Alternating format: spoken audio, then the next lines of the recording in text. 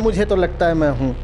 मैं माने अहंकार, मुझे लगता तो है कि मैं हूँ। जब तक अपने आप को मान रहे हो तुम जो कुछ भी कि मैं ये हूँ, मैं ऐसा हूँ, मैं वैसा हूँ, मैं ये हूँ, तो जो कुछ भी अपने आप को मान रहे हो, पूछो अपने आप से इस दावे की जांच पड़ताल कैसे की जाए। मानूंगा तो नहीं।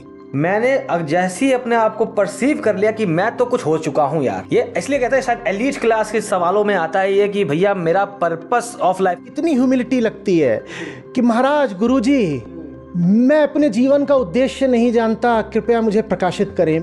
तू हम्बल आदमी नहीं है, तू नालायक आदमी है, तू बहुत नालायक है।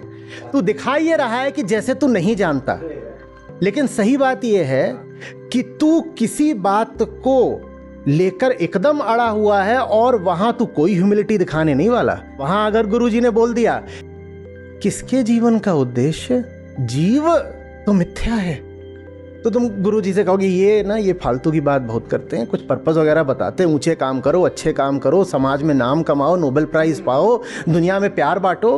तो मैं तो बहुत कुछ हूं, क्योंकि मैं कुछ हूं। मैं भाई, दुनिया में प्यार बांटने से भी यही सिद्ध होता है कि मैं तो कुछ हूं। अहंकार मुस्कुरा गया।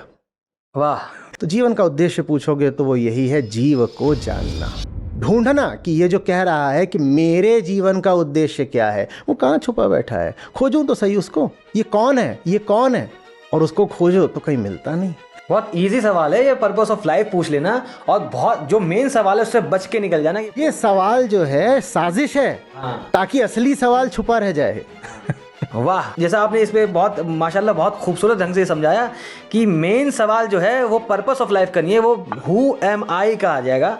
और जैसे ही अपने आप को समझना चालू करेंगे तो हम जो अब तक सोचे थे हम कुछ हैं, वो कुछ ना रह के एक शायद एकाकार या सुपर इम्पोज में पहुंच जाएंगे दुनिया के साथ, I guess. The seer does not survive the seeing. वाह। तो ऐसा नहीं है खुद को खोजने निकलोगे तो बदल जाओगे, बचोगे ही नहीं। हाँ।